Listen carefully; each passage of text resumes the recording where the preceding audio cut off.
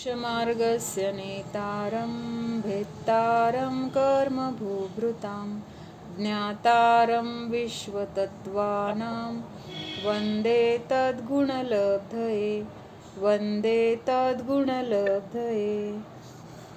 तीनही गुणांचा उल्लेख करायला पाहिजे, जे मोक्षमार्गाचे ज्ञाता आहेत, कर्माचे भेदता आहेत आणि मोक्षमार्गाचे नेता, कर्मरूपी पर्वताचे भेदता आणि सर्व विश्वाचे ज्ञाता आहेत. अशा त्या भगवंतांना त्यांच्यासारख्या गुणाची प्राप्ती मला व्हावी म्हणून नमस्कार करत आहे. आचार्य उमास्वामी विरचित तत्वार्थ सूत्र मोक्षशास्त्र. होतो की द्रव्यलिंगी मुनींना किती जरी आगमाचं ज्ञान असलं किंवा सगळ्या तत्वांचं ज्ञान असलं किंवा बाहेरून महाव्रताला धारण केलेलं असलं तरी सुद्धा त्यांना काय म्हटलेलं आहे? मिथ्यादृष्टी म्हटलेलं आहे. जिसे स्वपर का यथार्थ श्रद्धा नहीं है, पान नंबर 107 है. किंतु जो वीतराग कथित देव गुरु और धर्म इन तीनों को मानता है तथा अन्य मत में कथित देवादि को तथा तत्वादि को नहीं मानता, ऐसे केवल व्यवहार सम्यक्त्व से वह निश्चय सम्यक्त्वी नाम नहीं पा सकता.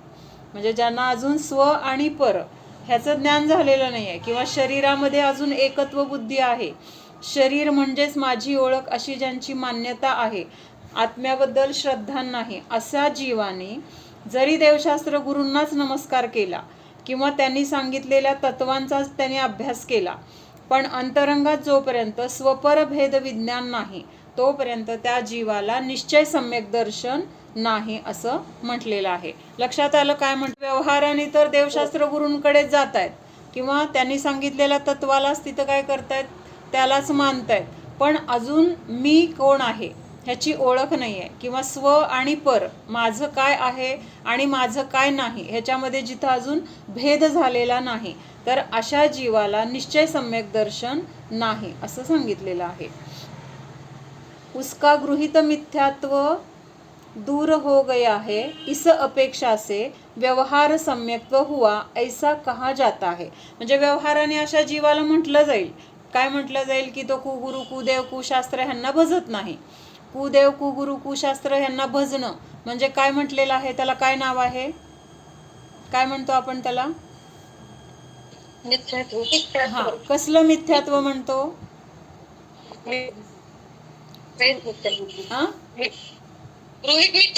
गृहीत मिथ्यात्व. हा, मग आता हा जीव काय करतोय की ह्या कुगुरु कुदेव कुशास्त्रांकडे तर जात नाहीये, आपले वितराग देवशास्त्र गुरु आहेत त्यांच्याकडेच जातोय, पण तिथं स्व आणि पराचं तिथं काय आहे, भेद ज्ञान नाही, त्यामुळे तिथं त्याला गृहीत मिथ्यात्व नाही असं म्हटलं जाईल.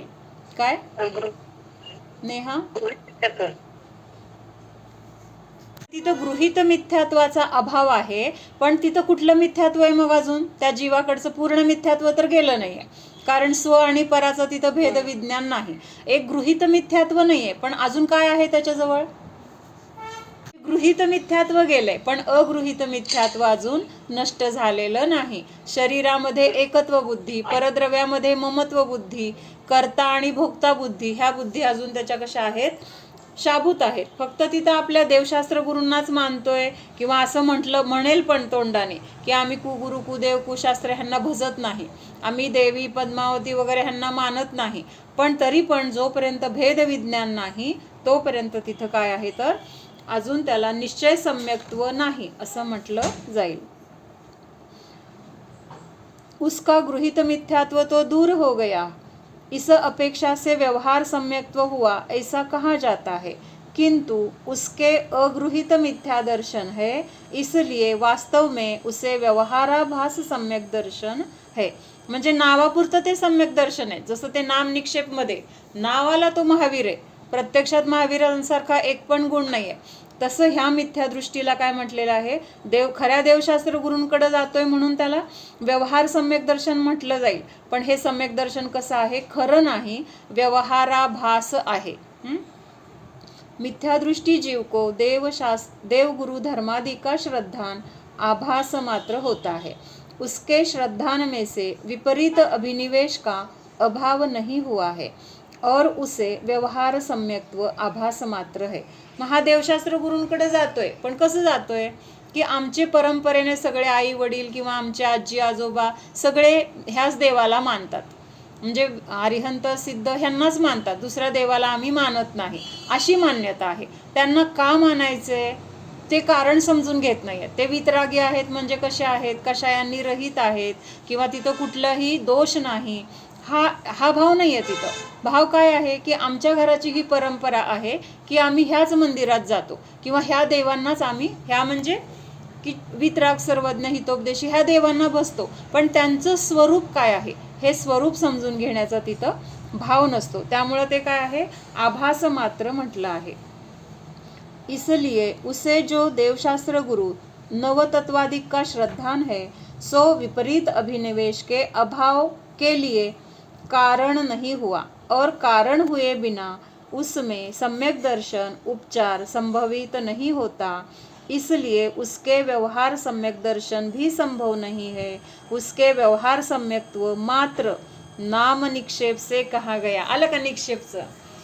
म्हणजे जसं तिथं आपण निक्षेप म्हणतोय की हा मुलगा आहे, महावीर आहे किंवा हा अजून दुसरं काय आहे, पण तिथं त्याच्यामध्ये ते गुणधर्म जसे नाहीत तसं इथं वितराग देवांकडे जाणाऱ्याला व्यवहाराने सम्यक दृष्टी म्हटलंय. तिथं जाऊन पूजा करेल किंवा जे काही शुभ क्रिया असतील त्या क्रिया करत असेल, पण अंतरंगातून भेदविज्ञान नाही.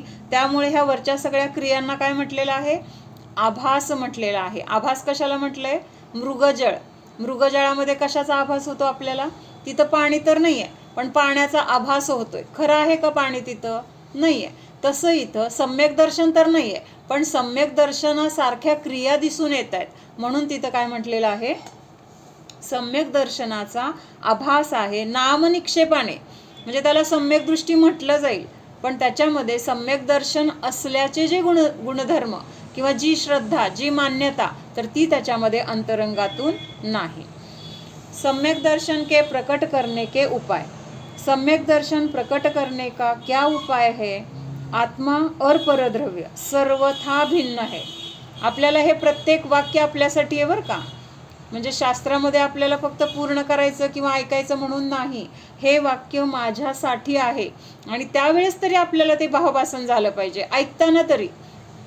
हो, आत्मा आणि परद्रव्य काय आहे, सर्वथा भिन्न. सर्वथा भिन्न म्हणजे जरा सुद्धा एकरूपता त्याच्यामध्ये नाही, पूर्णपणे वेगळं आहे. पूर्णपणे त्यांचे गुणधर्म वेगळे आहेत, त्यांचं क्षेत्र वेगळं आहे, त्यांचं परिणमन वेगळं आहे, त्यांचा स्वभाव वेगळा आहे. म्हणून काय म्हटलेलं आहे, सर्वथा भिन्न. म्हणून आपल्याला वाटतं की आपल्या संयोगात आहे, आपलंच आहे, आपल्या इच्छेनुसार त्याचं परिणमन होतंय, आपण करतोय, आपण करू शकतोय.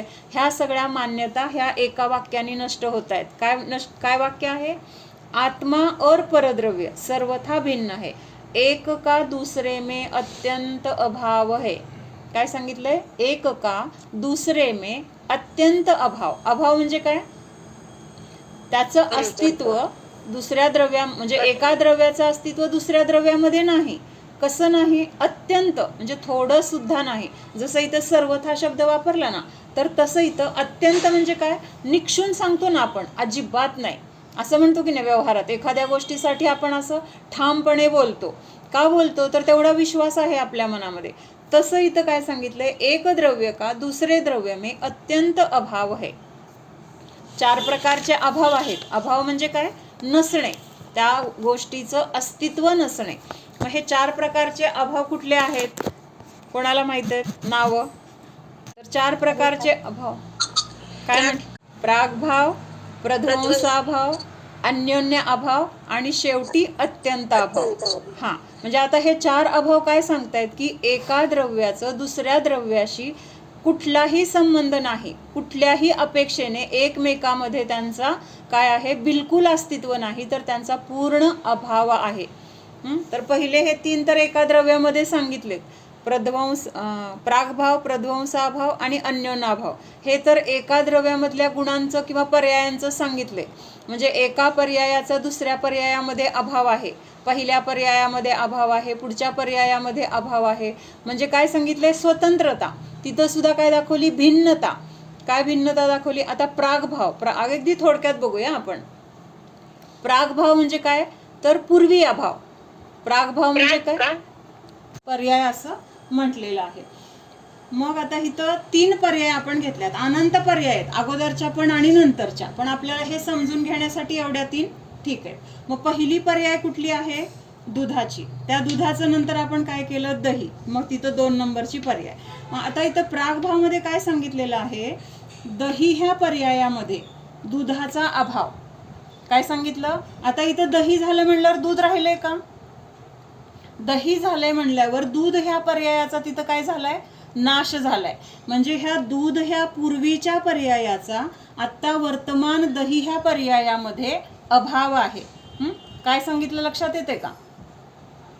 पहिल्या म्हणजे आता वर्तमान पर्याय कुठली आहे? समजा दही आहे, तर दही ह्या वर्तमान पर्यायामध्ये पूर्वीची जी पर्याय होती दुधाची, तर त्या पर्यायाचा तिथं काय झालाय? अभाव झालेला आहे. असं सांगितलं तर काय? मग दुधाच्या पर्यायाचा आता वर्तमान पर्यायामध्ये अभाव म्हणजे काय? पूर्वीच्या पर्यायाचा आता वर्तमानामध्ये अभाव, ह्याला काय म्हटलेलं आहे? प्रागभाव. एवढं लक्षात आलं? प्रध्वंसाभाव. प्रध्वंसाभावामध्ये असं सांगितलं ना मी तुम्हाला.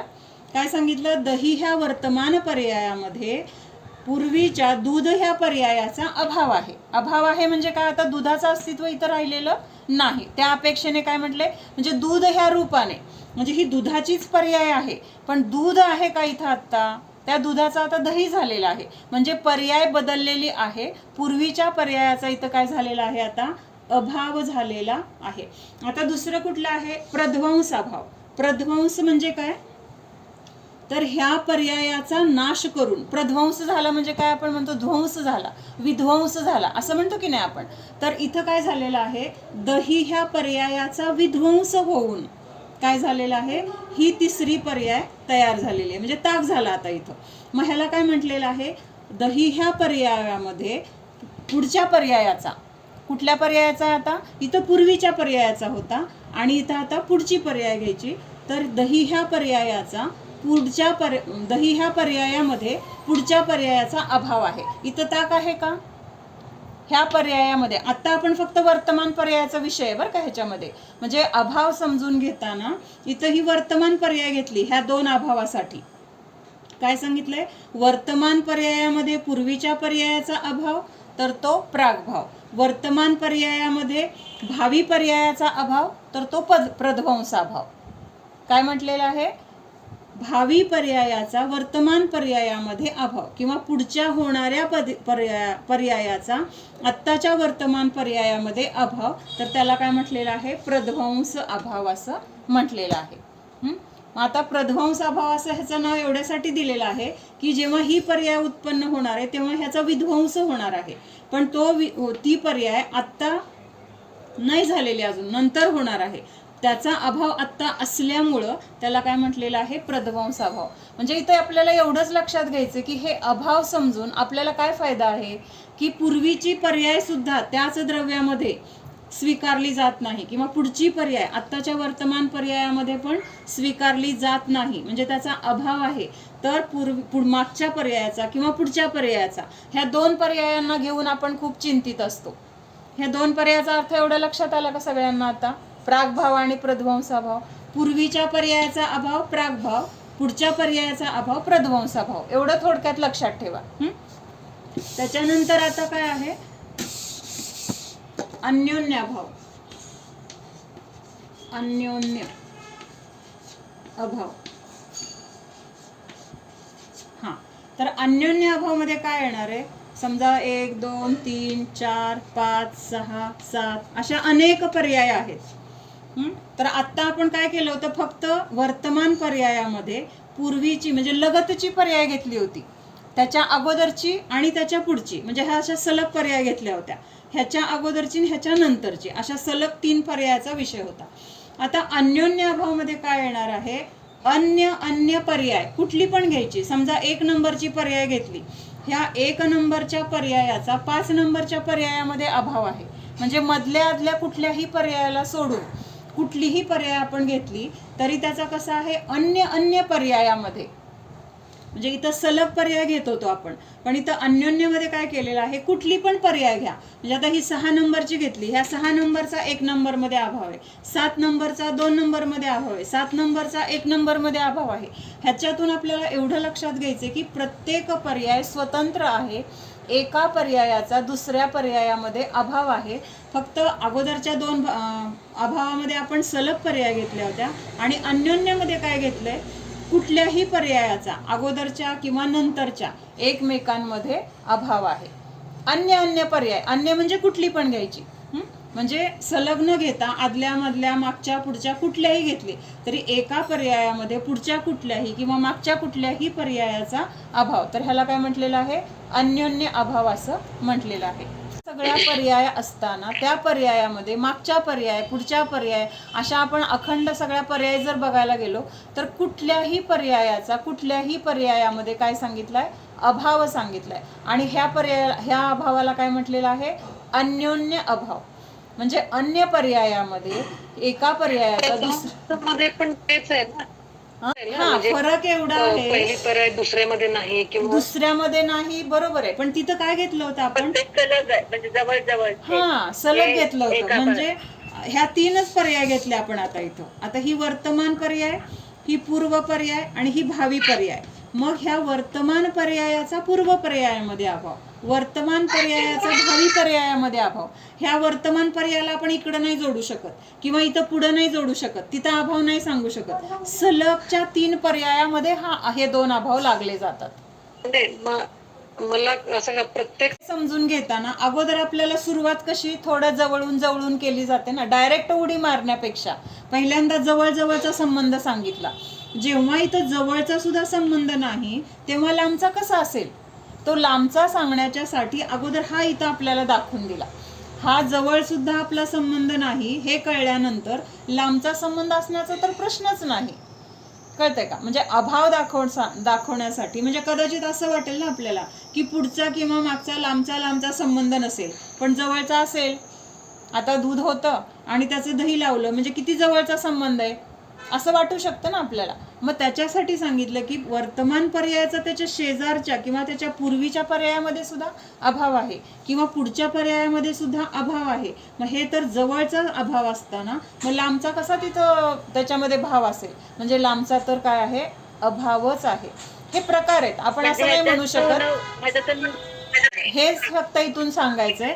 पण ते आचार्य कसं सांगतायत की पहिल्यांदा आपल्याला तोडायचंय म्हटलं तर जवळचा अगोदर आपल्याला तोडावं लागेल. म्हणजे आपल्या जवळ अगोदर काय आहे, मग म्हणजे असं तिथं काय केलंय, पहिल्यांदा जवळचा असलेल्यांची सुद्धा संबंध नाही, मग लांबचा कसा संबंध असेल. म्यूट करा कोणा. आज मध्ये कालचा अभाव घ्यायचा, कालचा घेतला तर तो पूर्वीचा म्हणजे प्राक झालं तिथं, म्हणजे कालचा आणि उद्याचा असा संबंध तिथं जोडायचा आहे. आणि मग आता पुढचं, आता आजच्या मध्ये अजून 1 महिन्यानंतर काय होणार आहे त्याचा तर अभाव असणारच आहे. 1 वर्षापूर्वी काय झालं त्याचा पण अभाव असणारच आहे. तर तो कशात येणार, मग अन्योन्य अभावामध्ये. बरोबर. म्हणजे इथं तर हे पर्यायामध्ये सांगितलंय आणि हे सगळं कशात मध्ये दाखवलंय, एकाच द्रव्याच्या पर्याय आहेत. ह्या सगळ्या पर्याय एकाच द्रव्यामध्ये आहेत. ह्याच द्रव्याची पूर्व पर्याय, ह्याच द्रव्याची भावी पर्याय, ह्याच द्रव्याच्या मागच्या पुढच्या पर्याय, असं सगळं हे एका द्रव्यात सांगितलेलं आहे. आता आपल्याला इथे शब्द काय आला होता, अत्यंत अभाव. हा चौथा अभाव शिकवलं होतं बरं का. हा जो अत्यंत अभाव आहे हा शेवटी का सांगितलाय, तर हा कशामध्ये आहे, 2 द्रव्यामध्ये आहे. 2 द्रव्यामध्ये का आहे हा, म्हणजे काय सांगितलंय, तर जिथं आता आपल्या पहिल्या अभावावरून इथं आपल्याला ते जास्त क्लिअर होणार आहे. पहिल्या अभावामध्ये काय सांगितलं होतं, एकाच द्रव्याचा संबंध असताना किंवा एकाच द्रव्याच्या पर्याय असताना तिथं काय होत होतं, एका पर्यायाचा दुसऱ्या पर्यायामध्ये अभाव हे बघितलं आपण. म्हणजे एकाच द्रव्याच्या पर्याय आहेत, असं नाही की दुसऱ्या द्रव्याचे, तरी सुद्धा तिथं काय सांगितलंय, अभाव सांगितलाय. मग आता इथं तर 2 द्रव्य आहेत, मग त्या 2 द्रव्यामध्ये त्यांचा एकमेकामध्ये काय संबंध असेल का, जिथं एका पर्यायाचा दुसऱ्या पर्यायामध्ये संबंध नाहीये, अभाव सांगितलाय, मग तिथं 2 द्रव्यामध्ये कुठला संबंध असणार आहे, अत्यंत अभाव आहे. इथं अत्यंत म्हणायचं कारण की हे द्रव्य 2 वेगळे आहेत, त्यांचं क्षेत्र वेगळं आहे, त्यांचं परिणमन वेगळं आहे, त्यांचं काय आहे स्वभाव वेगळे आहेत. स्वभाव म्हणजे गुणधर्म. 2 द्रव्याचे गुणधर्म कसे आहेत, वेगळे वेगळे आहेत. आता पहिलं कसं एकद्रव्यामध्ये कसं होतं, त्यांच्यात ते गुण सगळे एक होते किंवा एकाच क्षेत्रात होते, है की नाही. एकाच क्षेत्रात होतं ना, एकच द्रव्य असल्यामुळं गुण त्याच क्षेत्रामध्ये, परिणमन त्याच क्षेत्रामध्ये चाललंय. त्यांचं गुणधर्म पण काय आहेत, त्या त्या द्रव्याचे जे काय असतील ते गुणधर्म पण सेम आहेत. फक्त तिथं पर्यायामध्ये जे परिणमन होत होतं ना वेगळं वेगळं, म्हणजे पहिल्या पर्यायाचा नाश झालाय, पुढची पर्याय उत्पन्न झाली. मग ह्या दोन पर्यायामध्ये जो फरक आहे ना, काहीतरी बदल झालाय म्हणूनच तिथं काय झालंय, नवीन पर्याय उत्पन्न झाली, पूर्वीची नष्ट झाली, म्हणजे काहीतरी बदल झालेला आहे. तर आत्ताच्या वर्तमानातला बदल पूर्वी नव्हता म्हणून त्याला प्रागभाव म्हटलंय. किंवा आता पुढं होणारं जे काही पर्याय आहे त्याचा आत्ताच्या पर्यायामध्ये अभाव आहे, कारण ती पर्याय अजून उत्पन्नच झाली नाही आहे. पुढची जी पर्याय आहे ती अजून उत्पन्नच झाली नाही, मग त्यामुळे त्याचा आत्ताच्या वर्तमानामध्ये अभाव. पण हे सगळं कशात लावलंय, पर्यायामध्ये. कुठल्या पर्यायामध्ये, एकाच द्रव्यामध्ये असलेल्या अनेक पर्यायामध्ये हे पहिले तीन अभाव सांगितले. मग आता इथं पर्याय असलं तरी तिथं भिन्नता दाखवली. मग इथं तर द्रव्य वेगळे वेगळे आहेत. दोन द्रव्यामध्ये काय काय भिन्न असणार आहे, द्रव्य, क्षेत्र, कालभाव, हे चारही गोष्टी प्रत्येक द्रव्याच्या कशा आहेत, वेगळ्या आहेत. लक्षात येत आहे. अत्यंत द्रव्य दोन आहेत ना,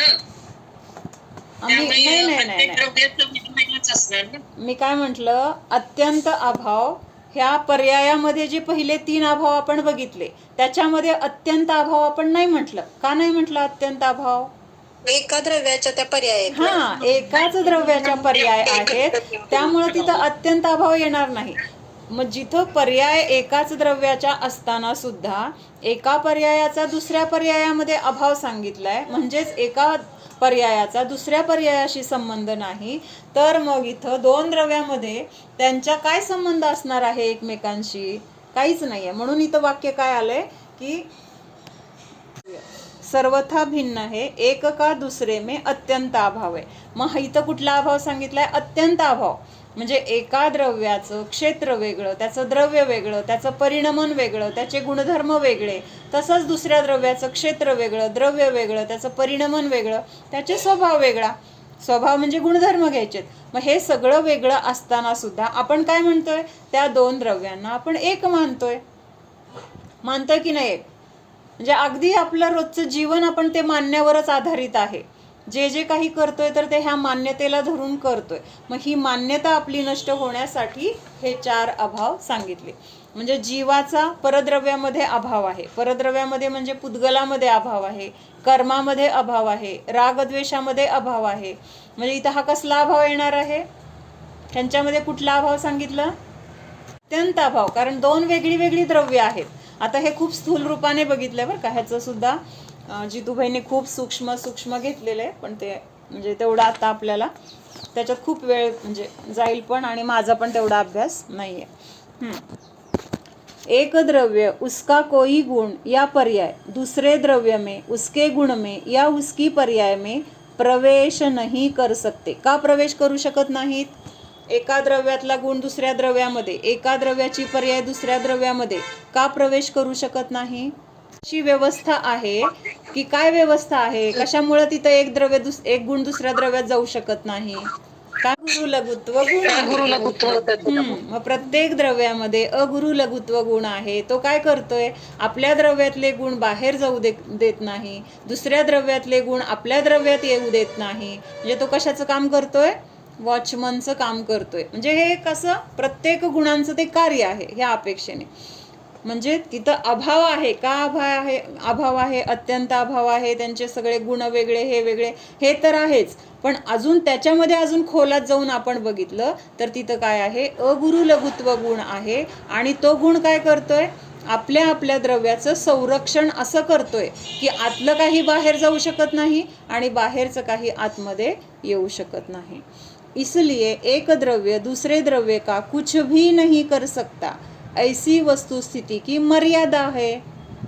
हे काय आहे, ही वस्तुस्थिती आहे किंवा हेच तत्व आहे किंवा असंच सगळं काय आहे, प्रत्येक द्रव्याचं स्वरूप आहे. काय स्वरूप आहे, एक द्रव्य दुसऱ्या द्रव्याचं काही करू शकत नाही. और फिर प्रत्येक द्रव्य में अगुरु लघुत्व गुण है, आलच हे पुढं, क्योंकि वह सामान्य गुण है, उस गुण के कारण कोई किसी का कुछ नहीं कर सकता. म्हणजे आता हा अगुरु लघुत्व गुण कुणाकुणामध्ये आहे? फक्त जीवामध्येच आहे का? ते अगुरु लघुत्व गुण आहे, कारण हा काय आहे? सामान्य गुण आहे. सामान्य कशाला म्हटलंय? की जे सर्वांकडे असतं. काही म्हणजे कुणाकडे जर नसेल, एकाकडे असेल तर त्याला विशेष म्हटलं जातं, पण जे सगळ्यांकडेच आहे तर त्याला काय म्हटलं जातं? सामान्य म्हटलं जातं. म्हणजे अगुरु लघुत्व हा सामान्य गुण आहे, त्यामुळे तो प्रत्येक द्रव्यामध्ये आहेच आणि तो काय करतोय? तिथं त्या द्रव्याचं रक्षण करण्याचं काम करतोय. उस गुण के कारण कोई किसी का कुछ नहीं कर सकता, इसलिए आत्मा परद्रव्य का कुछ नहीं कर सकता, शरीर को हिला डुला नहीं सकता, द्रव्य कर्म या कोई भी परद्रव्य जीव को कभी हानि नहीं पहुंचा सकते, यह पहले निश्चय करना चाहिए. काय सांगितलंय? इसलिए आत्मा परद्रव्य का कुछ नहीं कर सकता, शरीर को हिला डुला नहीं सकता. असं आपल्याला म्हणजे इतकं आपल्याला त्याच्याशी एकरूप झालोय आपण. मी हात हलवला, मला वाटलं मला हात वर करायचंय, वर केला.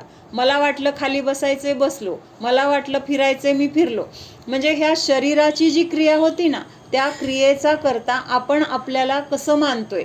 प्रत्यक्षात असं नसताना पण आपल्याला ते इतकं घट्ट बसलेलं आहे किंवा इतकं पक्क झालेलं आहे. मीच हात हलवला. आता मी बोलताना असा हात हलतोय ना माझा, तर तो असं वाटतं की मी हलवते, पण प्रत्यक्षात काय होते? त्या हाताची म्हणजे ह्या पुद्गल परमाणूंची तशी हलण्याची योग्यता आली होती त्यावेळेस, आणि त्यावेळेस माझ्याकडून तसं भाव झाले. म्हणजे असं ह्या दोन्ही क्रियांचं काय आहे? निमित्त नैमित्तिक संबंध आहे.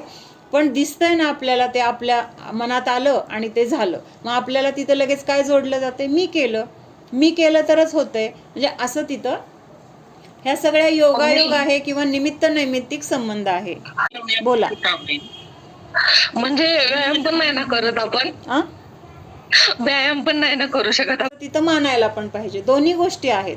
म्हणजे प्रत्यक्षात तर प्रत्येक द्रव्याचं परिणमन त्याच्यामध्ये आहे, मी काही करू शकत नाही ह्याच्याशी ठाम असताना पण व्यवहारात व्यवहार चालण्यासाठी ज्या गोष्टी करायला लागतात तर त्याच्यासाठी पुरुषार्थ करावा लागणार आहे, केला जाणार आहे. फक्त करत असताना त्याच्यामध्ये आपली कर्ताबुद्धी नसली पाहिजे. आणि ही कर्ताबुद्धी नसताना त्या गोष्टी जशा होणार आहेत तशा घडल्या तर आपल्याला मग त्याच्याबद्दल ना दुःख होणार आहे ना त्याच्याबद्दल आनंद होणार आहे. म्हणजेच तिथं काय राहणार आहे? समताभाव असणार आहे किंवा तिथं एक शांती असणार आहे. हां, शरीर को हिला डुला नहीं सकता, द्रव्य कर्म या कोई भी परद्रव्य जीव को कभी हानि नहीं पहुंचा सकते. मग मला कोण त्रास देते? माझं कोण नुकसान करते? मला कोण वाईट बोलते? माझं कोण ऐकत नाही? राहिलं का काही संबंध आपला? कसा आहे अभाव? किती जरी जवळचं पोटची पोरं असतील किंवा आई वडील असतील किंवा नोकर चाकर असतील, जे जे संयोगामध्ये आहेत तर ते सगळे कसे आहेत? प्रत्येक स्वतंत्र द्रव्य आहे आणि ते द्रव्य माझ्या इच्छेनुसार परिणमणार आहे का? नाही. त्याचं स्वतंत्र परिणमन आहे. त्याचा माझ्यामध्ये किंवा माझा त्याच्यामध्ये अत्यंत अभाव आहे.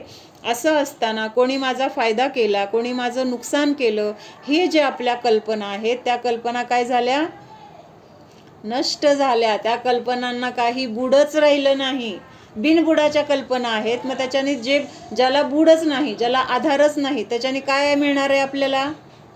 काहीच नाही मिळणार. मिळालं तर दुःखच मिळेल, ते सोडून दुसरं काही नाही.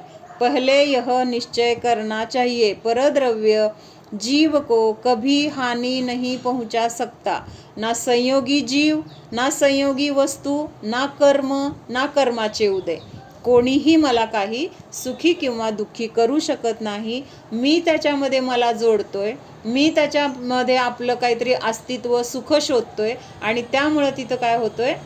सुख किंवा दुःख आपल्याला तिथं वाटते. इस प्रकार निश्चय करने से जगत के परपदार्थों के कर्तृत्व का जो अभिमान आत्मा के अनादिकाल से चला आ रहा है, वह दोष मान्यता में से और ज्ञान में से दूर हो जाता है. मान्यता में से आणि ज्ञान में से म्हणजे सांगा मला आता काय अर्थ घ्यायचा इथं? कुठलं द्रव्य कुठलं काय कुणाचं करू शकत नाही. मग हे कळल्यानंतर जी आपली अनादिकाळची कर्ता बुद्धी होती तर ती कर्ता बुद्धी नष्ट होणार आहे. मग कुठून नष्ट होणार आहे ते सांगितलं त्यांनी. पहिल्यांदा तर मान्यतेमधून आणि नंतर ज्ञानामधून. आता इथं मला हे मान्यता आणि ज्ञान ह्याच्यामध्ये काय लावायचं सांगितली. ती मिथ्या मान्यता, मिथ्या श्रद्धान होतं. हा, ते मिथ्या श्रद्धान दूर झालं म्हणजे मान्यतेतून ते नष्ट झालं. जे काही असं म्हणजे असं ठसलं होतं ना मनावर की ह्याच्यामुळं माझा फायदा किंवा मी ह्याचं करणारा, जी काही कर्ता बुद्धीची मान्यता होती, जी काही कर्ता बुद्धीचं श्रद्धान होतं, तर ते श्रद्धान काय झालंय तिथं आता निघून गेले म्हणजे की मी परद्रव्याचा करता नाही, परद्रव्य माझा करता नाही, हे सम्यक मान्यता तिथं झाली आहे. आणि जी चुकीची मान्यता होती ती निघून गेली. म्हणजेच मिथ्यात्व निघून गेले आणि सम्यक्त्व तिथं प्रकट झाले, किंवा जसं आहे तसं तिथं काय झालेलं आहे, श्रद्धेमध्ये बसलेलं आहे.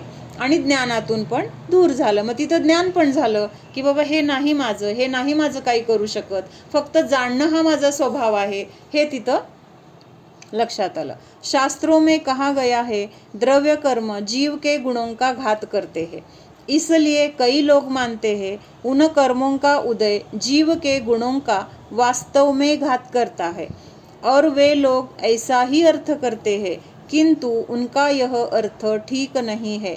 म्हणजे ह्यांचं म्हणणं काय आलं, द्रव्य कर्म म्हणजे ज्ञानावरणादी जे 8 कर्म आहेत, तर ते 8 कर्म मला काय करतायत, ह्या संसारामध्ये मला अडकून ठेवतायत, मला दुःख देत आहेत. अंतराय कर्म मला पाहिजे ते मिळू देत नाही. ज्ञानावरण कर्म मला काय पाहिजे, माझं नीट होऊ देत नाही किंवा माझ्या लक्षात राहत नाही. का नाही, तर मला ज्ञानावरण कर्म लक्षात राहण्यासाठी अडथळा आणते. असं सगळं आपण कर्मावर जे काही आरोप करतो, म्हणजे ते आरोप काय आहेत, तर मिथ्या आहेत. पण असं आपल्याला दिसून येतं व्यवहारात की माझा घात ह्या कर्मांनी केला असं म्हटलं जातं, पण हे खरं नाही. पटतंय आपल्याला आता हे सगळं. कर्म वेगळं द्रव्य आहे, जीव वेगळं द्रव्य आहे. एक द्रव्याचा दुसऱ्यामध्ये अत्यंत अभाव आहे, त्यामुळं एक द्रव्य दुसऱ्यामध्ये प्रवेश करू शकत नाही, त्याचं काही कमी जास्त करू शकत नाही, त्याला काही सुख दुःख देऊ शकत नाही.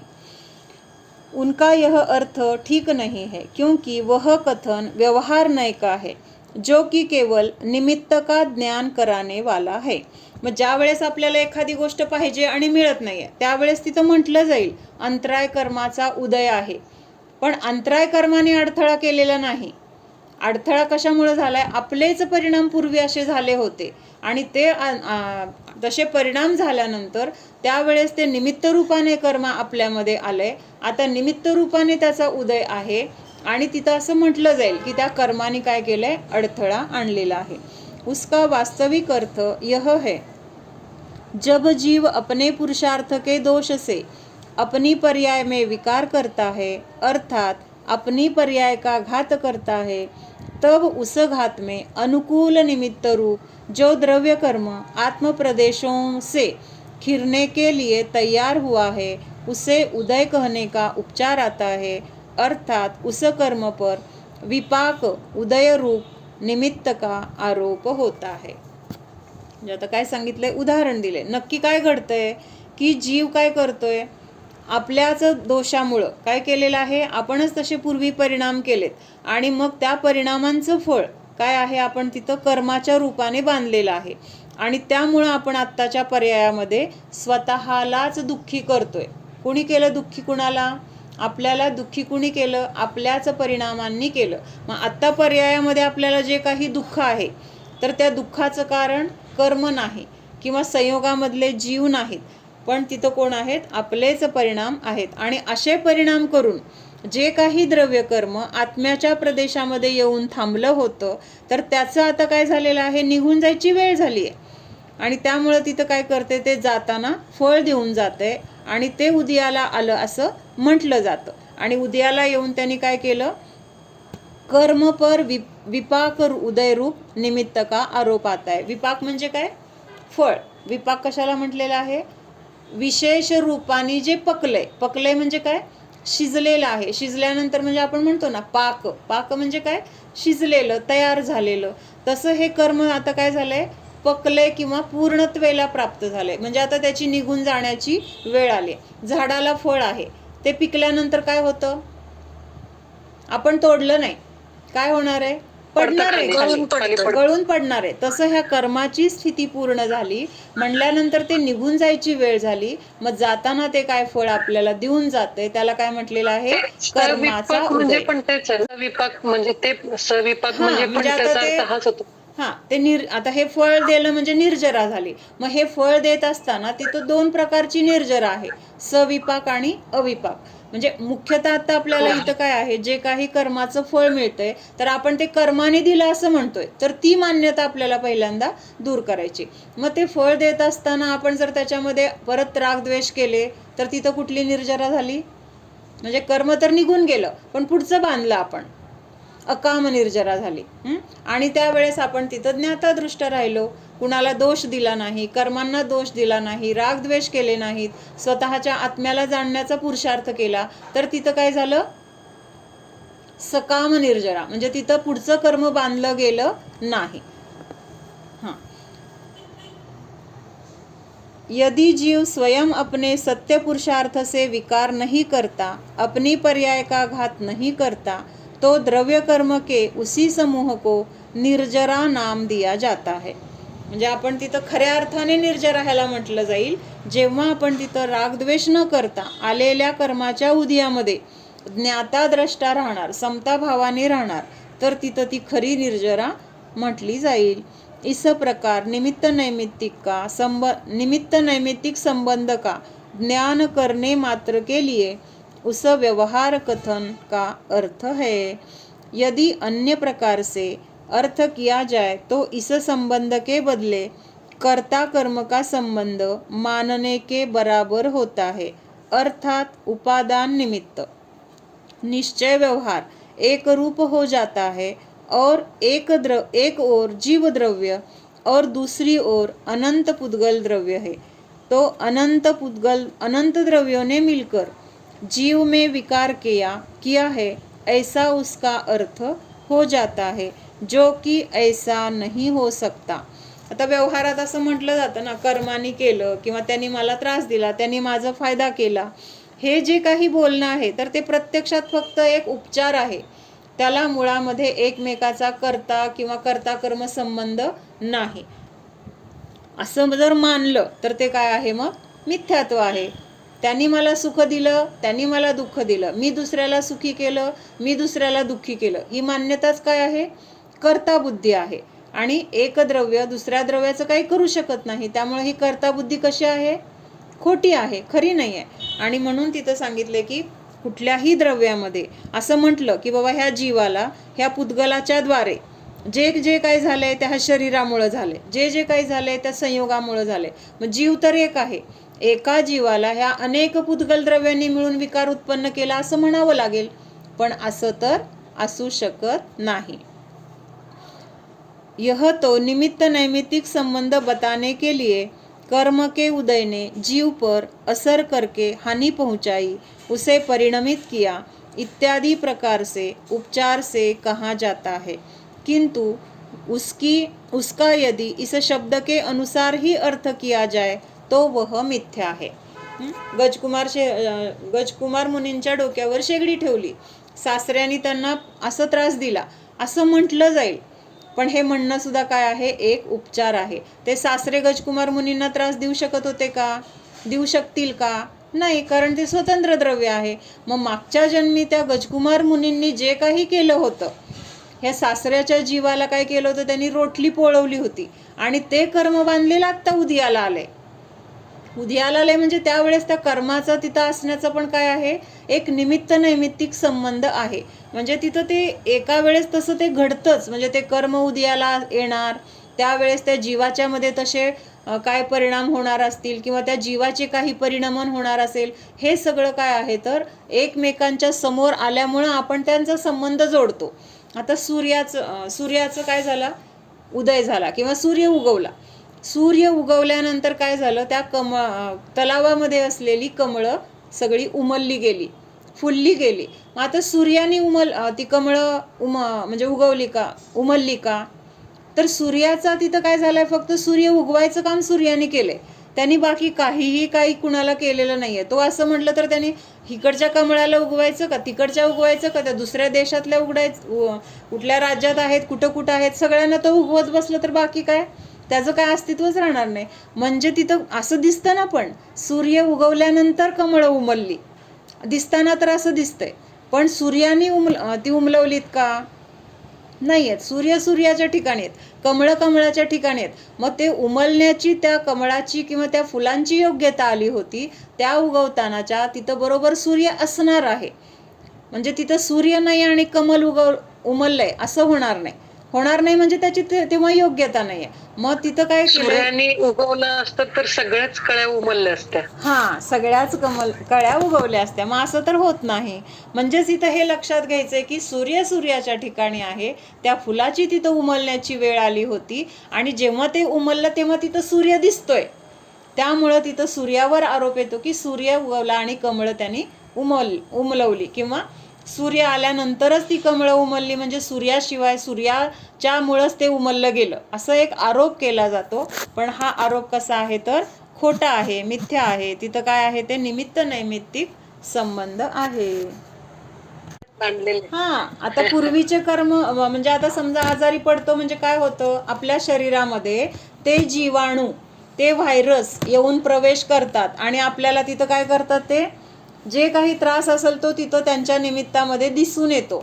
पण प्रत्यक्षात ते जीव आपल्याच शरीरामध्ये का आले, आपल्या घरामध्ये 4 लोक आहेत, माझ्याच शरीरामध्ये का आले, त्या जीवांना मागच्या जन्मी मी पण असा त्रास दिलेला आहे आणि त्याची परतफेड करण्यासाठी एक निमित्त रूपाने, बरं का, असं बोललं तर जाणार आहे, पण शेवटी आपलंच ते भाव आहेत आणि आपल्या भावांचं फळ म्हणून त्यांची योग्यता आत्ता माझ्या शरीरामध्ये यायची होती. त्या शरीराचं परिणमन तसं होणार होतं, ताप रूपाने किंवा वेदना रूपाने तिथं तशा पर्याय होणार होत्या. हे सगळं काय आहे, एकमेकांचा निमित्त नैमित्तिक संयोग संबंध आहे. प्रत्यक्षात ना ते जीवाणू आपल्याला त्रास देत आहेत, ना हे शरीर त्यांच्यामुळं परिणमतंय. तर शरीराची परिणती शरीरामध्ये, त्या किटाणूंची परिणती त्यांच्यामध्ये, जीवाची परिणती जीवामध्ये. पण आता आपण घरात किडे मुंग्या वगैरे येतात म्हणजे त्यांच्याने आपला पण काही संबंध हो नक्की त्याच वेळेस येणार, किंवा तेच का आले, तेच जीव का आले, दुसरे जीव का आले नाहीत, त्यांचंच तिथं येण्याची वेळ होती. आणि म्हणजे ते आपलेच पूर्वीचे कोणीतरी नातेवाईक पण असतात, आपलं त्यांचा काहीतरी पूर्वी संबंध आलेला असतो, त्याची परतफेड करण्यासाठी आपण त्यांना त्रास दिलेला असतो. मग ते आपल्या आवडीच्या पदार्थामध्ये येऊन पडले किंवा मुंग्या लागल्या, मग ते तुपाला मुंग्या लागल्या, तुपात पडली, दुधात पडली, म्हणजे तिथं हे सगळं काय आहे तर तसं पूर्वी काहीतरी केलेल्याचं ते फळ असतं. उगीच कुठलीच गोष्ट होत नाही, विनाकारण अकारण कुठलीही गोष्ट होत नाही. प्रभुदर्शनाने काय काय होतं हे आपण आतापर्यंत पॉझिटिव्हली पाहिलं. पॉझिटिव्हली कसं पाहिलं की प्रभूंच्या दर्शनाने मला सगळी संपत्ती मिळाल्याचा आनंद होतोय, किंवा माझ्या पुण्याचं तिथं काय होते, पुण्यामध्ये पुण्याची प्राप्ती होती, पापाचा नाश होतोय, किंवा अजून तिथं मला पुण्याच्या द्वारे सगळं हे वेगवेगळी पदं मिळत आहेत वगैरे. हे सगळं कसं होतं, अस्थिरूपाने होतं. तर आता आज काय आहे की नास्तिरूपाने थोडं सांगितलेलं आहे की ज्यांना प्रभुदर्शनाने आनंद होत नाही, प्रभूंचं दर्शन करून मन प्रसन्न होत नाही, तर तिथं काय सांगितलंय, त्यांच्या भवाचा अंत होत नाही. कळलं का? प्रभूच्या दर्शनाने जर आपल्याला आनंद वाटत नसेल, उगी जायचं म्हणून गेलो, किंवा आता एक नियम आहे मंदिरात गेल्याशिवाय काय घ्यायचं नाही, मग गेलं पाहिजे म्हणून गेलो, तिथं भगवंतांना भेटून आपल्याला आनंद नाही वाटला किंवा आपल्या जीवनाचं सार्थक झालं असं नाही वाटलं, तर तिथं उगी काय झाली, ती नुसती शून्य क्रिया, त्या क्रियेमध्ये काय भाव नाहीत, त्यामुळे त्या क्रियेला काय आहे, शून्य फळ आहे. आणि अशांचं काय होतो, भवाचा अंत होत नाही.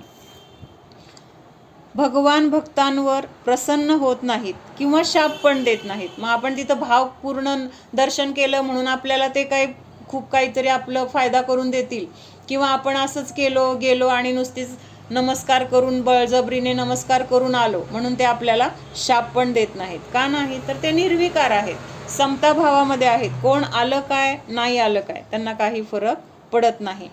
मग आता आपल्याला असं का होतं की भगवंतांना पाहून पण आपल्याला आनंद नाही वाटला, आणि तेच आपल्या आवडीचे कोणी नातेवाईक आले तर कसं होतं तिथं?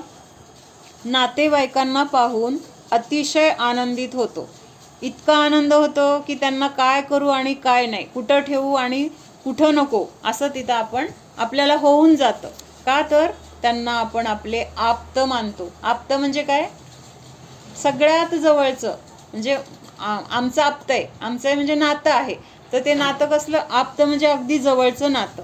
पण इथं भगवंत खरे आपले आप्त आहेत असं वाटत नाही. नातेवाईकांना पाहून पुलकित होतो, आनंदी होतो, पाहतच राहतो. त्यातून मिळतं काय? हे सगळे परिणाम ज्या ज्या व्यक्तीच्या प्रती आपली मुलं बाळं असतील, आपली मुलगी असेल, आई असेल, वडील असतील, ह्यांना पाहून असे आपल्याला परिणाम होतात. तर त्या परिणामांच्या द्वारे आपल्याला आत्ता वाटतंय मला छान वाटलं, भेटलं, बरं वाटलं, बोललं, बरं वाटलं. पण हे सगळं करून तिथं काय झालंय? काय दुसरं अंतरंगातून काय झालंय? कर्म बांधले, कर्मबंध झालाय की नाही तिथं? आणि त्या कर्माचं फळ आपल्याला पुढे जाऊन काय आहे? काय भरभराट सगळं संपत्ती, वैभव, सुख असलं काय मिळणार आहे का? मोह आहे तिथं, राग आहे. त्या रागाच्या रागाच्या कर्माच्या बदल्यामध्ये आपल्याला तिथं नियमाने परत काय होणार आहे? संसारातल्याच कुठल्या तरी त्याच व्यक्तींचा संयोग जास्त प्राप्त होईल. आवडतात ना फार, मग पुढच्या जन्मी एकत्रच राहायला मिळेल. आणि एकत्र राहिल्यानंतर काय होणार? परत मतभेद. लांब आहे तोपर्यंत सगळं छान छान वाटतंय, चांगलं वाटतंय. पण जेव्हा आपण एकत्रित येतो तेव्हा आपल्याला काय होतंय? मग ते सहन होत नाहीये. मग वाटतं लांब होतं तेच बरं होतं. असं सगळं आहे. म्हणून इच्छा आत्ता जर आपण केल्या की किती छान आहेत हे, ह्यांच्यासोबत राहायला पाहिजे, ह्यांच्याबरोबर असलं तर मला बरं वाटेल, मग पुढच्या जन्मी काय होतंय? त्यांचाच संयोग मिळतो. आणि मग त्यावेळेस आपल्याला तो संयोग नको नको वाटतो. म्हणजे इच्छा आत्ता केली, फळ पुढच्या जन्मी मिळणार, आणि त्यावेळेस तिथं ती इच्छा पण राहणार नाही आणि ते फळ पण आपल्याला नको नकोसं वाटणार आहे. भगवंतांना पाहून असा आनंद होतो का? व्हायला पाहिजे. कारण आपले खरे आप्त भगवान आहेत. खरे सुख तिथं आहे. अनादी काळापासून भगवान तुमचा विरह आहे. ह्या संसारात आहोत आपण, ह्याचाच अर्थ आपण निष्कर्ष काढू शकतो की नाही? भगवंतांची भावपूर्वक भक्ती केली नाही, स्तुती केली नाही, भगवंतांनी जे सांगितलं ते ऐकलं नाही. ऐकलंय का आपण भगवंतांनी जे सांगितलंय? भगवान सांगतायत की आपण सगळं हे जीव आहोत किंवा ह्या सगळ्यापासून भिन्न आहोत, आपलं ह्यांच्याशी कुणाशी काही संबंध नाही, आपण कोणाचा करता नाही. हे भगवान आत्ता सांगतायत का? आत्ता महावीर भगवंतांनी सांगितलंय का? अनादी काळापासून हे प्रत्येक भगवान सांगत गेलेले आहेत, सांगत आलेले आहेत. मग तेव्हा आपण होतो की नव्हतो? होतो की नव्हतो? होतो. पण आपण ऐकलं नाहीये. का नाही ऐकलं? तर भगवंतांना आपण आपलं मानलंच नाही. आपण आपलं मानलं असतं तर त्यांचं ऐकलं असतं. त्यांचं ऐकलं असतं तर आज आपण संसारात असलो नसतो. म्हणून लिहिलंय, अनादी काळापासून तुमचा विरह आहे, खऱ्या अर्थानं आम्ही तुम्हाला जाणलं नाही. बहिरंगातून नमस्कार तर अनंत भवामध्ये केलेत. कसले नमस्कार केलेत? जड नमस्कार, फक्त शरीराचा नमस्कार. तिथं अंतरंगामध्ये भाव जोडलेच नाहीत. हात जोडले म्हणजे नमस्कार नाही आहे. तिथं आतमध्ये जर भाव असेल तर त्या हात जोडण्याला पण अर्थ आहे. भाव नमस्कार एकदाही केला नाही. असा एक भाव नमस्कार माझे सर्व कष्ट दुःख नष्ट करणारा आहे. खरी पुलकितता, बहुमान भगवंतांच्या भक्तीत पाहिजे. विशुद्धी तेथेच आहे. परत परत विशुद्धी होईल असं, विशुद्धी व्हावी म्हणून परत परत भगवंतांकडे खरे आप्त म्हणून पाहायला पाहिजे, त्यांच्याकडे जायला पाहिजे. मला तहान लागली, सारखी तहान लागते मला, मग मी काय करणार? तहान लागली की जिथं पाणी आहे तिथं जाणार, तहान लागली की परत जाणार, तहान लागली की परत जाणार. असं म्हणणार का जाऊ दे सारखं काय जायचंय? तहान लागली म्हणल्यावर आपोआप जाणार, तिथं काय आपल्याला बळजबरी पण वाटत नाही. मग मला विशुद्धी पाहिजे, माझे परिणाम विशुद्ध होण्यासाठी कारण काय आहे? भगवान आहेत. मग परत परत भगवंतांकडे जायला पाहिजे, कारण तिथं गेल्यानंतर माझी तहान भागतीये पाण्याजवळ गेल्यावर. तसं भगवंतांकडे गेल्यानंतर माझी विशुद्धी वाढते, म्हणून मला परत परत भगवंतांकडे जायला पाहिजे. सारखी सारखी भूक लागली, कुठं जातो? स्वयंपाकघरात, परत परत जातो. तसं आप्तांकडे सतत गेलं पाहिजे. हे संस्कार आपल्याला पुढे जाऊन खूप चांगले फळ देणार आहेत. मग ह्या संस्काराचं महत्त्व सांगितलंय. एक गोष्ट आहे, तृप्ती आहे का? तृप्ती गोष्ट ऐकायला आहे ना? हा ठीक आहे, ऐक गोष्ट. ऐकायला लागलं. तर एक राणी असते, मदालसा नावाची राणी आहे. आणि अतिशय विरक्त, संसारापासून भोगापासून अतिशय विरक्त आहे.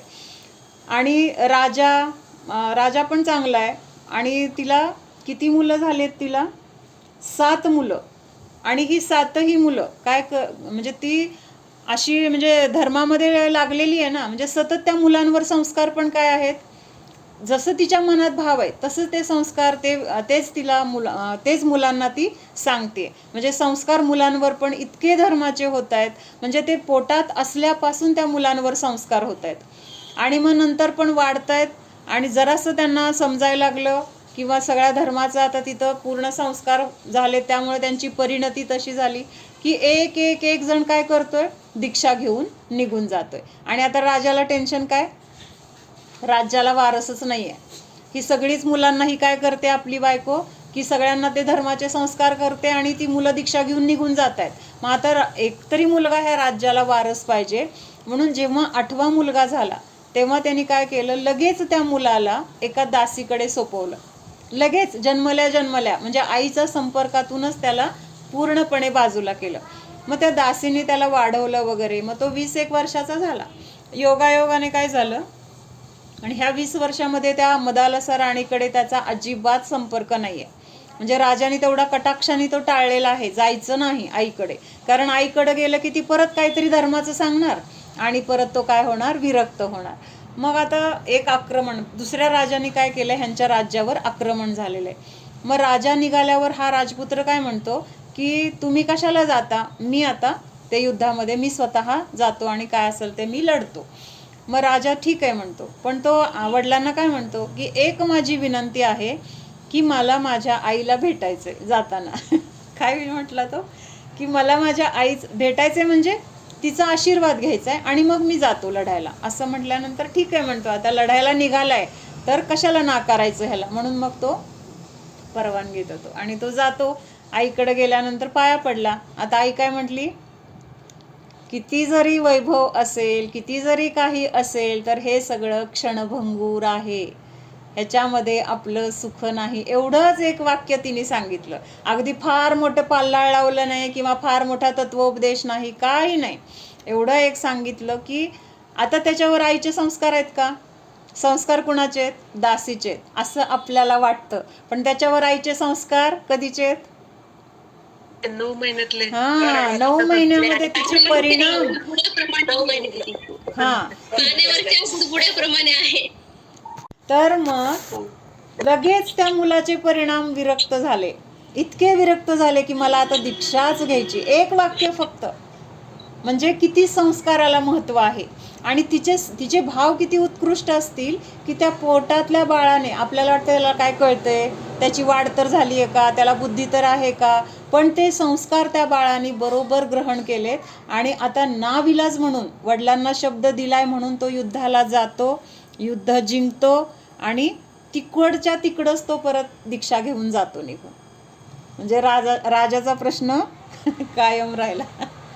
जाऊ दे, आपल्याला हे बघायचंय की संस्काराचं महत्व काय आहे.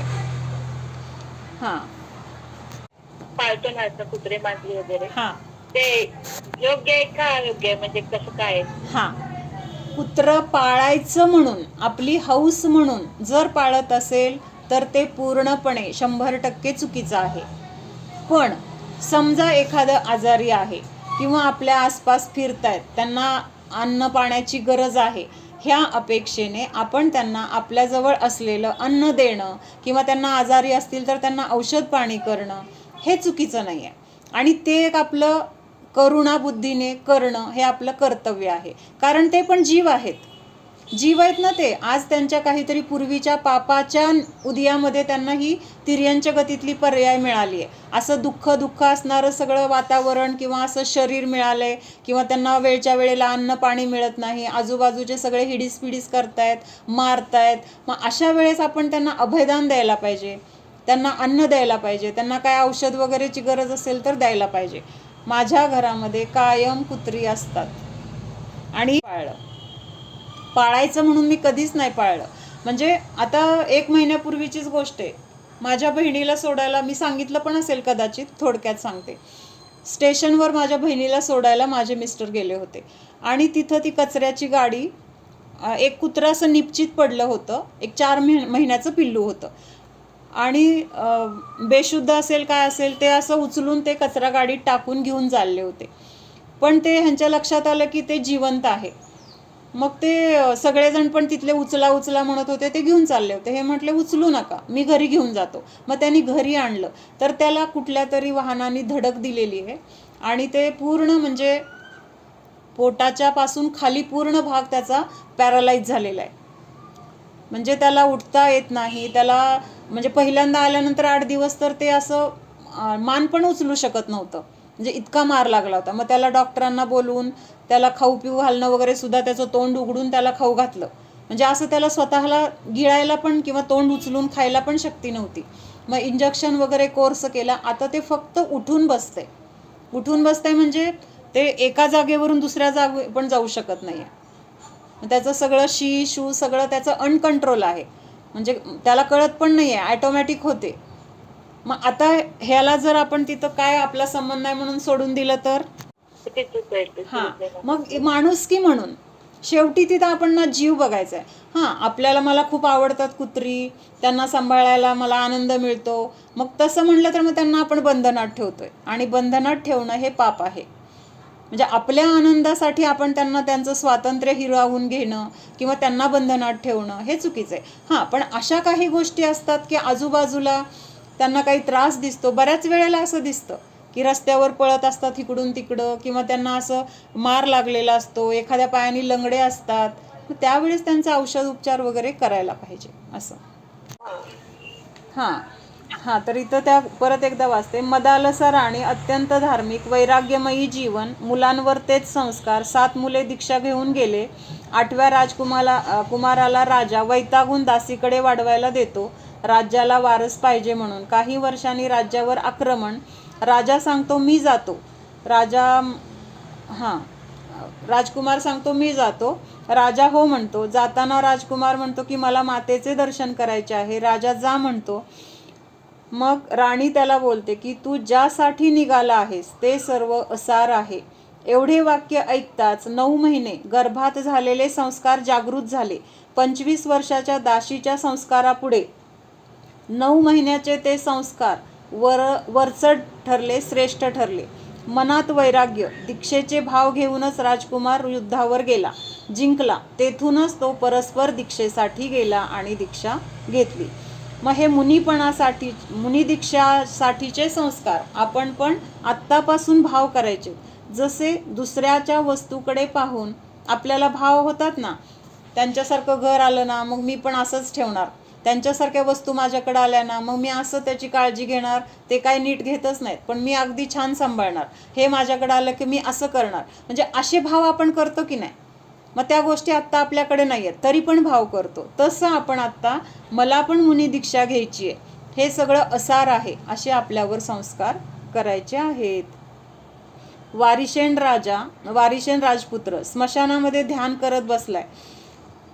एका चोराने राणीचा हार चोरला आणि कोतवाल त्याला पकडायला पळतोय. मागे कोतवाल, पुढे चोर. पळताना चोराने काय केलं की आता मी पकडला जाणार असं लक्षात येताच तिथे वारिशेन दिसला आणि त्यांच्या मांडीत तो हार फेकला. कोतवालाला वाटलं वारिशेननीच हार चोरलेला आहे आणि त्यांनी वारिशेनला पकडलं आणि तिथं राजाला नेऊन ते राजाला सांगितलं. राजाने मागचा पुढचा विचार न करता काय केलं की त्याला फाशीची शिक्षा सांगितली. फाशीची शिक्षा किंवा तलवारीने मारायला असं काहीतरी शिरच्छेद सांगितला बहुतेक. पण त्यांनी काय विचार केला वारिशेंनी त्यावेळेस, त्याचं चिंतन असं चालू होतं, प्रभू तुमच्या चिंतनाने, तुमच्या दर्शनाने जे काही होणार ते माझं चांगलंच होणार. काही पण होईल ते चांगलं होणार, त्याच्यामुळं माझं म्हणजे मला दुःख तर नाही होणार असा विचार करून तो स्थिर आहे. हा प्रसंगही माझ्या फायद्याचाच आहे आणि यातून जर मी वाचलो तर मी दीक्षाच घेणार अशी प्रतिज्ञा केली. आणि तेवढ्यात काय झालं, उगारलेली तलवार तिथंच किलीत झाली म्हणजे असं मारायला हात उगारलेला तिथंच हात. स्टॅच्यू आपण म्हणायचो ना, स्टॅच्यू म्हणलं की ज्या अवस्थेत आहे तसं. म्हणजे ते व्यंतराने काय केलं, त्यांच्यावर खोटा आणलेला हे माहिती आहे व्यंतराला, आणि मग त्यांनी तिथं ती शिक्षा त्यांना होऊ दिली नाही. मग राजाच्या लक्षात आलं, मग राजाला वाईट वाटतं. मग राजा म्हणतो मी खूप अधीर झालो, मी विचार केला नाही, मला माफ कर, तू दीक्षा घेऊ नकोस, असं तसं सगळं झालेलं आहे. पण आता एकदा त्यांनी प्रतिज्ञा केली तर तिथं राजाच्या त्या गयावया करण्यामध्ये तो काय झाला नाही, चलबिचल झाला नाही. आपण काय म्हणतो, जाऊ दे आता एवढं मागं लागलेत ना, त्यांचं मन कसं मोडायचं, छोट्या छोट्या गोष्टीत. दीक्षेचा तर काही विषय नाही आहे, पण असं होतं. पण तिथं एवढा मोठा राजा किंवा एवढं ते सगळं असताना सुद्धा वैभव, त्या वैभवाची तिथं त्यांना काही वाटलं नाही, त्याची आसक्ती नव्हती. आणि म्हणून सांगितलं की धीर हा काय आहे, आपल्याजवळ धीर असणं गरजेचं आहे. राजाने अधीर होऊन ते काय केलेलं आहे, फाशीची म्हणजे शिरच्छेदाची शिक्षा दिली आहे. पण तिथं काय झालंय, त्यांनी धीर धरला. कुणी धीर धरलाय, वारिशेंनी. म्हणजे तिथं त्यांना एवढंच माहिती काय होणार आहे ते माझ्या फायद्याचं होणार आहे. आणि मग आता फायद्याचं झालं की नाही, काय फायद्याचं झालं, सगळं राज्य वगैरे सुटलं, मग फायदा काय, नुकसान झालं. अधीर हूँ मुझे धीर दो, धीर बने गंभीर, असं काहीतरी ते भजन आहे. ठीक आहे. हा, तर तिथं धीर आपल्याजवळ नाही, तर धीर असला पाहिजे. कारण धीर हा ज्ञानाचा अलंकार म्हटलंय. जसं आपले दागिने आहेत ना, कानातलं, गळ्यातलं किंवा अजून काय काय काय, तर तसं हा धीर हा ज्ञानाचा अलंकार आहे. मनुष्यांना विवेक नाही तेवढा विवेक पशूंना आहे. काय सांगितलंय पुढं, मनुष्यांना जेवढा विचार मनुष्य करत नाहीत तेवढं, त्याच्यापेक्षा जास्त विचार एखाद्या वेळेस पशूंमध्ये आपल्याला दिसून येतो. तर त्याच्यासाठी उदाहरण दिलंय. एका हत्तीला काय सांगितलंय की मोठा खांब आहे आणि त्या खड्ड्यामध्ये तो खांब ठेवायचा आहे. अंतुबून मिळून करायला लागलाय हत्ती, म्हणजे रोजचं काम आहे त्याचं, का ठेवत नाहीये, एवढं त्याला टोचून टोचून रक्त आलं तरी पण का नाही ठेवत आहे असं. मग सगळ्या लोकांचा गोंधळ झाल्यानंतर हळूच त्या खड्ड्यातून एक कुत्र्याचं पिल्लू वर आलं. काय आलं, एक कुत्र्याचं पिल्लू वर आलं. ते पिल्लू वर आलं की त्या हत्तीने तो खांब त्या खड्ड्यामध्ये ठेवला. मग एवढा वेळ तो हत्ती तिथं खड्ड्यामध्ये का ठेवत नव्हता, ते पिल्लू होतं, त्या पिल्लाचा जीव तो मरल किंवा त्याचा जीव वाचावा म्हणून त्यांनी काय केलं, तिथं तो खांब त्याच्या, म्हणजे स्वतःला किती त्रास झाला पण तो सहन केला. म्हणजेच तिथं त्यांनी धीरता धरली. म्हणजे ही धीरता किती महत्वाची आहे. त्याच्यानंतर अजून एक सांगितलं अम्मांनी, हा आज हीच गोष्ट, अशीच गोष्ट कुणाची आहे अजून, टोडरमलजींची. टोडरमलजींना हत्तीच्या पायाखाली दिलं ना, म्हणजे ती सजा त्यांना सुनावली.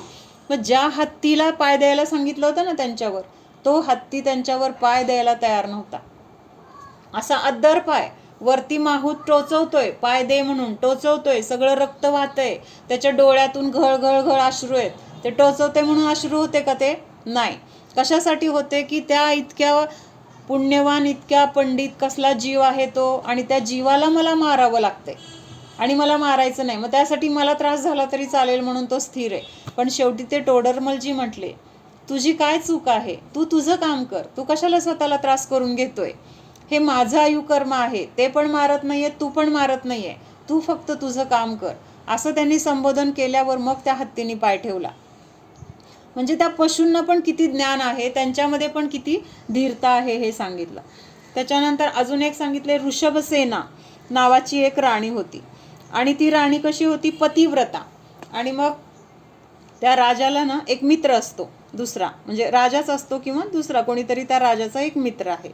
मग ह्या राजाला जे जे काही भेट मिळेल ना, तर 2 वस्तू मिळाल्या की एक वस्तू तो त्या मित्राला द्यायचा आणि एक वस्तू स्वतःला ठेवून घ्यायचा. कुठली पण अशा 2 गोष्टी आल्या की एक स्वतःला एक मित्राला, असं त्याचं कायम असतं.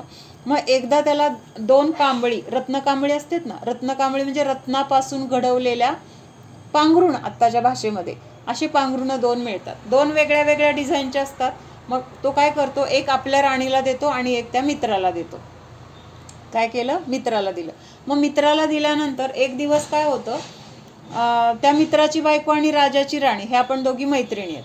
मग एकदा ते असंच एका ठिकाणी भेटतात, कुठंतरी थंडी आहे आणि दोघी पण त्या पांघरून आल्यात रत्नकांबळ, आणि तिथं गप्पा मारत बसतात. गप्पा मारताना त्या शाली काढून ठेवलेल्या आहेत आणि जाताना शाली उचलून घेऊन गेल्या आपल्या आपल्या. पण आता झालं काय, एकमेकांची बदली झाली. डिझाईन तर वेगळी होती ना, त्यामुळं त्यांच्या लक्षात आलं नाही बोलण्यामध्ये. मग ती राणी पांघरून गेल्यानंतर राजा बघतो तिला रत्नकांबळ पांघरून आलेली, अरे ही तर कांबळ मी माझ्या मित्राला दिली, मग ही हिच्याकडे कशी. मग त्याच्या डोक्यात काय आलं की काहीतरी राणीने त्याच्याशी संबंध ठेवलेला आहे आणि ही व्यभिचारी आहे असं म्हणून काय केलं, तिला समुद्रात फेकण्याची आज्ञा दिली, विचार न करता की खरंच काय आहे नक्की. ते मैत्रिणींची तिथं बदलाबदली झाली आहे, पण ह्याला वाटतं त्या माझ्या मित्राशीच हिचा काहीतरी संबंध आहे. मग ती तर तशी पतिव्रता आहे. मग तिथं त्या पाण्यामध्ये समुद्रामध्ये टाकल्यानंतर तिथं व्यंतर तिला काय करतात, अद्दर तिला झेलतात. म्हणजे व्यंतराने तिथं पण तिला वाचवलं. आणि मग तिथं राजाला कळालं की आपली चूक होती वगैरे. मग तिच्यावर ही वेळ का आली होती, तर मागच्या जन्मी एका राजाच्या राजवाड्यात ती काय करत असते, दासी किंवा असं कचरेवाली असते, कचरेवाली. आणि मग एक राजवाडा असतो राजाचा की जो वापरात नसतो. मग एकदा राजाला काहीतरी कारणासाठी तो वाडा स्वच्छ करून राजमहाल स्वच्छ करायचा असतो. मग तिथं वापरात नसल्यामुळं ना असा एक खड्डा असतो आणि त्या खड्ड्यामध्ये एक मुनी ध्यानाला बसलेले असतात. मग ध्यानाला बसल्यानंतर तिथं ही जाते, तिला स्वच्छ करायला सांगितलंय तो राजवाडा. मग सगळा पाला पाचोळा सगळं भरपूर घाण आहे. मग ते सगळं तिथं गोळा करते आणि ती काय करते, ती टाकायला जाते तिथं त्या खड्ड्यामध्ये. तर तिथं मुनी दिसते. मग मुनी दिसल्यावर ते काय म्हणते, कुठं आहेत ना तुम्ही दुसरीकडे जाऊन बसा, मला इथं कचरा टाकायचा आहे असं ती बोलते. पण ते ऐकत नाहीत म्हणल्यावर त्यांना ती वेडवाकडं बोलते. आणि ऐकतच नाहीत म्हणल्यावर काय करते, सगळा कचरा उचलून त्या मुनींच्या अंगावर तिथं टाकते. आणि ते पालापाचोळा भरपूर असतो ना, आता मुनी एवढे खड्ड्यात बसले, ते सगळं कचरा त्यांच्या डोक्यावर किंवा अंगावर असा पसरला. मग थोड्या वेळाने राजा गेला तिथं, त्याचं काम असतं गेलं. आणि गेल्यानंतर जाताना तिकडं त्या खड्ड्याकडं नजर गेली तर ते श्वास घेतलेला असतो ना असा, तो कचरा हलताना दिसतोय आणि कंटिन्युअस हलताना दिसतोय. हलला तर वाऱ्याने वगैरे तर कसं हलेल, परत नाही हलणार, परत हलेल, म्हणजे असं गॅप असेल ना. इथं एकसारखं हललेलं दिसल्यावर त्याला शंका येते. मग तो नोकरांना सांगतो, तिथं काय हलतंय बघ. बघितलं तर तिथं मुनिराज आहे. आता ते कचरा घाण सगळी, त्याच्यामध्ये त्यांचं गुदमरणं वगैरे असं सगळं राजाला खूप वाईट वाटतं. त्या दासीला किंवा त्या हिला खूप बोलतो. मग तिला पण वाईट वाटतं. मग ती प्रतिक्रमण वगैरे करते. मग त्यांना जे काही त्यांच्या अंगाला, ते आता सगळं घाण म्हणल्यानंतर कुठंतरी काहीतरी रोग वगैरे होऊ नये वगैरे म्हणून ती औषध पाणी वगैरे असं सगळं व्यवस्थित काय असेल ते तिथं काळजी घेते नंतर ती. आणि हीच दासी आता पुढच्या जन्मी त्या राजाची राणी झाली. मग तिने काय केलंय,